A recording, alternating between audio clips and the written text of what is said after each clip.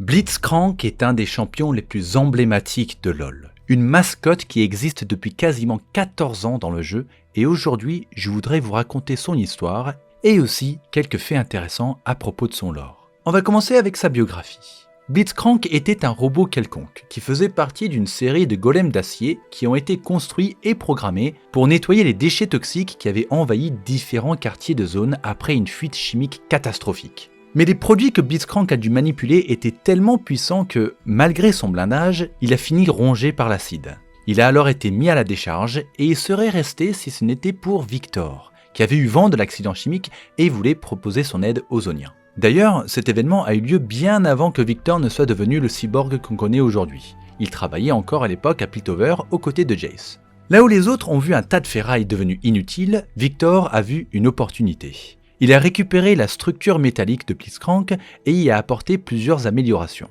Il a également bidouillé son programme, mais surtout, il lui a donné un cristal Hextech. Le golem a alors pris vie, parcouru d'arcs électriques à cause de la puissance de son nouveau cœur Hextech, et Victor l'a baptisé Blitzcrank. Il l'a alors envoyé dans les quartiers les plus toxiques de zone, et avec ses nouvelles augmentations, Blitzcrank s'est montré bien plus efficace que les autres golems, mais surtout, il apprenait. Une conscience propre se développait au fond de lui, et rapidement, Blitzcrank a commencé à interagir avec les habitants de zone et même ressentir des choses. C'est en partie le succès de sa nouvelle invention qui a motivé Victor dans sa recherche techmaturgique du corps parfait. Il a tenté d'utiliser ce qu'il avait appris grâce à Blitzcrank pour sauver ceux qui avaient été ravagés par l'accident chimique, et même s'il n'a pas réussi, il était plus déterminé que jamais que son travail sur la fusion entre l'anatomie humaine et mécanique était la voie à suivre. Blitzcrank, quant à lui, a continué d'évoluer, mais il avait tout de même ses limites. Son programme manquait cruellement de certains concepts tels que la modération ou la nuance, et il s'est souvent retrouvé à effectuer des actions drastiques et exagérées pour répondre aux requêtes des Zoniens. Un habitant qui avait perdu les clés de sa maison? Blitzcrank a simplement démoli la façade du bâtiment pour lui permettre de rentrer chez lui. Là où ce comportement lui a vraiment valu des soucis, c'est quand Victor lui a donné comme ordre de nettoyer un nouveau quartier des fuites chimiques qu'il a polluées. Blitzcrank a alors retracé l'origine de la pollution jusqu'à une usine. Déterminant que la manière la plus efficace de se débarrasser des fuites chimiques serait d'en éliminer la cause, Blitzcrank a totalement démoli l'usine, la réduisant à un tas de gravats. Le problème, c'est que l'usine en question appartenait à un baron de la chimie, et quand il l'a appris, il a ordonné à Victor de détruire Blitzcrank, sans quoi ses représailles seraient sanglantes et douloureuses. Évidemment, Victor n'avait pas l'intention d'écouter le baron, quitte à en subir les conséquences, et il a élaboré un plan pour mettre Blitzcrank en sécurité, mais quand il est arrivé à son laboratoire, le golem avait déjà disparu. Blitzcrank se balade maintenant librement à travers zone, décidant par lui-même quelle cause défendre et quelles actions mener pour assurer la sécurité et le bonheur des Zoniens. Dans l'histoire Ensemble, on a un bel exemple de ça. C'est une histoire écrite du point de vue direct de Blitzcrank, dans laquelle il emprunte l'ascenseur rugissant pour descendre dans les profondeurs de zone. D'ailleurs, si vous voulez mon avis, cette traduction n'est pas géniale. En anglais, cet immense ascenseur à 3 étages s'appelle The Howler, ce qui serait le hurleur en français, ce qui a quand même plus de peps. Bref, je vous propose de découvrir cette histoire ensemble. La carcasse massive de l'ascenseur rugissant se dresse devant moi. Sa délicate structure en fer est traversée par les vibrations de ses rouages sans fin. Certains racontent qu'on le dit rugissant à cause du loup en fer forgé que l'on voit hurler sur la pointe du transporteur extorique. D'autres prétendent que le fantôme d'un servant à la capuche noire hante la cabine et que, quand l'ascenseur se soulève et l'arrache à son amour perdu à zone, ses cris de douleur résonnent et font trembler son armature métallique. De nombreux piltoviens, qui ne font jamais confiance qu'à leur propre jugement, sont convaincus que le nom ne désigne rien de plus que le vent froid qu'on entend siffler entre les crevasses que surplombe leur ville. Mais pour moi, ce rugissement n'a rien d'un simple cri isolé. C'est un orchestre de bruit dont la mélodie est faite du mélange de milliers de sons uniques. C'est ce qui me plaît dans cette machine. L'ascenseur à plusieurs étages, maintenu par 3 piliers verticaux qui traversent la ville dans toute sa hauteur, descend jusqu'à la promenade et ralentit jusqu'à s'arrêter dans un grand vacillement. « Les passagers pour la promenade !» annonce la contrôleuse, dont la voix est amplifiée par un sonophone en forme de cloche. Tout en parlant, elle ajuste ses épaisses lunettes de protection. « Marché limitrophe, université de techmaturgie, centre horticulturel. » Les passagers sortent en masse. Des dizaines d'autres embarquent et se répartissent sur les différents étages. Des marchands qui se rendent à zone pour commercer avec les bazars nocturnes, des ouvriers qui rentrent chez eux dormir, des zoniens fortunés qui vont assister aux efflorescences nocturnes dans les dômes de verre des cultivars. Et puis, il y a les passagers invisibles qui ont fait de l'ascenseur rugissant leur maison. Je les observe alors qu'ils détalent dans les ombres. Les rats pestiférés, les lièvres sombres et les scarabées émeraudes. Parfois, je descends la falaise jusqu'au puisard à la force de mes bras. Mais ce soir, l'harmonie des sons de l'ascenseur me manquait. Au lieu d'entrer par la porte, je m'accroche sur l'extérieur de la cabine jusqu'à agripper la barre inférieure, sur laquelle des supports en acier strié forment l'encadrement des vitres. Mes plaques de métal crissent alors que je me hisse sur la structure, attirant ainsi les regards des passagers et la moue désapprobatrice de la contrôleuse. Ma connaissance en expression faciale s'améliore chaque jour. La plupart des passagers restent à l'intérieur du compartiment, bien à l'écart du froid et de la crasse. Mais à l'extérieur, à l'air libre, je peux entendre le claquement si satisfaisant des mécanismes qui s'animent et le doux chuintement de la vapeur que crache la machine alors qu'elle s'enfonce en zone. De toute façon, je n'arrive pas à passer la plupart des portes. Un jeune garçon qui serre la main de son père Fouille-Puisard me regarde fixement à travers la fenêtre. Alors que je lui fais un clin d'œil, il m'adresse un visage bouche bée qui me semble exprimer sa surprise. Il se recroqueville derrière son père. « Descente !» s'écrie la contrôleuse. Elle fait sonner une lourde cloche et ajuste les cadrans d'un boîtier rouge lumineux. Je sens presque les commandes vrombir alors qu'elles se propagent dans les câblages du moteur du transporteur. En dessous de nous, les flèches de fer des tours de zone et les cultivars verdâtres scintillent comme des bougies dans l'obscurité. Dans le grincement bruissant de son mécanisme, le rugissant descend le long de 3 immenses piliers sous le poids du fer, de l'acier et du verre. Le tuyau supérieur crache une bouffée de vapeur dans un sifflement. À l'intérieur de la cabine, le Fouille-Puisard et son fils observent un musicien en train d'accorder son chitarron à 4 cordes avant d'entamer une bruyante chanson. Son air semble suivre le claquement des rouages et le ronronnement des machines. Le père bat le rythme du pied. Un scarabée claque des pattes en tentant d'échapper à ses lourdes bottes. Un gang de chimico-punk se tient appuyé le long du mur dans un calme qui semble en décalage avec les débordements habituels de leur sortie en ville. Pendant notre descente, l'ascenseur vrombit dans une parfaite fusion de ces sons. Je m'émerveille de la symphonie qui m'entoure, au point de chantonner une mélodie sur ces bourdonnements. Je me demande si ceux qui sont autour de moi ressentent eux aussi ce rythme qui me traverse. « Entresol !» s'écrie la contrôleuse alors que l'ascenseur se met à ralentir. 2 coursiers portant des paquets tressés descendent, ainsi qu'un groupe de chercheurs en technochimie et toute une foule de marchands. Quelques zoniens joviaux, de retour du quartier des théâtres, embarquent. « Descente !» dit-elle en faisant sonner la cloche, ce à quoi le rugissant répond en vrombissant de plus belle. Le transporteur commence à s'enfoncer et, sous l'effet de la vapeur qui s'échappe des conduits en surplomb, les vitres se recouvrent de fines gouttelettes. Elles enduisent également mon corps de métal, pendant que reprend l'harmonie des souffles et des crissements. Un murmure dissonant interrompt la valse des sons. La vibration est faible, mais je sens que quelque chose ne va pas. Le transporteur continue sa course comme si tout était normal, jusqu'à ce qu'un bruit sourd ébranle puis rompe totalement son rythme parfait. Je n'ai jamais rêvé, mais je sais qu'une rupture si abrupte de sa marche normale est le pire cauchemar que peut faire une machine. Le mécanisme sans fin est bloqué et les supports de fer de la cabine crissent désormais contre lui dans un bruit effroyable. De nombreuses vies sont en danger. Je ressens la douleur de la machine qui s'agrippe désespérément aux piliers de soutien. Le poids entier du rugissant pèse contre les colonnes qui se tordent, faisant basculer dangereusement la cabine. Les rivets éclatent et le métal est arraché.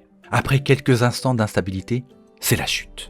Dans la cabine, les passagers qui hurlent de terreur s'agrippent tant bien que mal à la première rambarde venue. C'est un autre type de rugissement. Je resserre ma prise sur la plateforme inférieure. J'étends mon autre bras et le lance sur l'un des 3 piliers de soutien. La brume a rendu la colonne de fer glissante. Je la rate de plusieurs centimètres. Je rétracte mon bras et, alors que mon dos laisse échapper une bouffée de vapeur, je fais un nouvel essai en le projetant sur un autre pilier. Nouvel échec. Le temps ralentit. À l'intérieur, les chimico-punks se cramponnent à un rebord, tandis que le scarabée émeraude s'envole pour s'échapper par une vitre ouverte. Le Fouille-Puisard et son fils s'accrochent ensemble contre la vitre qui commence à se briser sous leur poids. Le garçon dégringole, tente de s'agripper à l'encadrement, mais finit par glisser et tomber. Je tends le bras pour le rattraper en plein vol, puis le rétracte. « Accroche-toi bien », lui dis-je. L'enfant se serre contre les plaques de mon dos. Je lance une nouvelle fois le bras contre le pilier de soutien et cette fois-ci, je parviens à agripper le métal dans un fracas retentissant. Mon autre bras se trouve lui aussi contraint de s'étendre, entraîné par la chute de la cabine. La tension est si forte que je redoute la rupture de mes jointures. Suspendu dans le vide, je tente de maintenir ma prise. Dans un violent soubresaut, mon bras tressaille alors que l'ascenseur s'interrompt enfin dans sa chute. L'engin tremble du fait de son brutal arrêt et du seul soutien de mon bras. Le garçon, tremblotant, s'agrippe plus fort encore à mon dos. Le rugissant se trouve encore à une quinzaine de mètres du sol, en suspension au-dessus des bâtiments du puisard. Mes plaques de métal qui se chevauchent gémissent à cause de l'extrême tension du poids de la cabine. Je fais le plus grand des efforts pour tenter de ne pas lâcher. Si je tombe, le rugissant tombera avec moi et avec nous, tous ses passagers. En voulant ajuster ma prise sur la barre de maintien, je laisse glisser mon bras le long du pilier. Nous glissons de quelques mètres. La cabine se remet à vaciller avant de se stabiliser une nouvelle fois. « Pardon !» criai-je. Dans les moments de crise, signaler son empathie permet, semble-t-il, de rassurer les humains. Je dois réessayer. Je dois tenir bon. Je desserre ma prise sur le pilier le plus délicatement possible. Dans un crissement strident, nous glissons lentement le long de la dizaine de mètres qui nous séparent encore du sol. Mes valves soupirent de soulagement en se contractant. Les passagers soufflent à leur tour, avant de se précipiter à travers les portes et les vitres brisées pour poser le pied sur le sol du puisard. Ils se soutiennent les uns les autres pour ne pas s'effondrer. Le garçon, haletant, serre les bras autour de mon cou. Je rétracte les bras dans un léger ronronnement, puis me baisse pour atteindre le sol avant de m'accroupir pour qu'il puisse poser pied à terre. Il se précipite sur son père, qui le prend dans ses bras. La contrôleuse émerge à son tour du transporteur et pose le regard sur moi. « Vous nous avez sauvés. Vous nous avez tous sauvés !» dit-elle d'une voix chancelante qui, j'imagine, exprime un état de choc. « Merci. »« Je fais simplement mon devoir, » dis-je en réponse. « Je suis content que vous ne soyez pas blessés. Passez une bonne journée. » Elle me sourit avant de se tourner vers les Zoniens qui se sont amassés pour proposer leur aide aux passagers et commencer les réparations. L'une des chimico-punks porte la chitarone du musicien pendant qu'il s'extrait à quatre pattes de la cabine du transporteur. Quelques-uns des Zoniens de retour du théâtre réconfortent un vieil homme. 2 ex-mécaniciens se présentent devant moi et je les dirige vers un médecin en train d'installer une tente de réparation. Les murmures des passagers et les grognements pénibles de l'ascenseur blessé se mêlent maintenant au sifflement et bouillonnement du puisard. Le moteur à vapeur à l'intérieur de ma poitrine accompagne les murmures et je me mets à siffloter un air. Le garçon se retourne et me fait un timide salut de la main.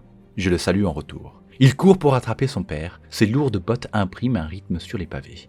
À l'intérieur de l'ascenseur rugissant, les rouages désaxés chantent et cliquettent. Le scarabée émeraude fait claquer ses pinces en accord avec leurs battements avant de disparaître dans le puisard.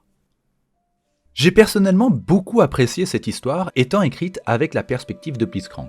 On voit vraiment à quel point il a pu évoluer pour ressentir des choses. Il parle d'harmonie, de symphonie, et il comprend la peur. Et il se comporte de manière plus humaine que certains humains pour le coup. Dans le lore de Blitzcrank, il y a aussi un autre détail dont je ne vous ai pas encore parlé.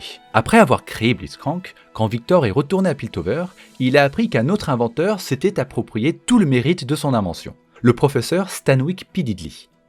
Et même si Victor a déposé une plainte à l'Université des sciences de Piltover, personne n'a voulu entendre qu'il était le véritable créateur de Blitzcrank. Ce détail en particulier de son histoire est doublement intéressant.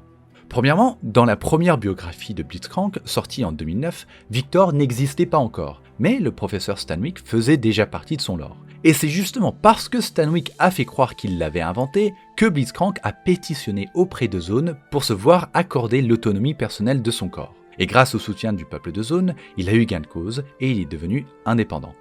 Ça, c'est l'ancien lore de Blitzcrank. La deuxième référence à ce professeur Stanwyck se trouve dans Arcane, au tout début de l'épisode 4.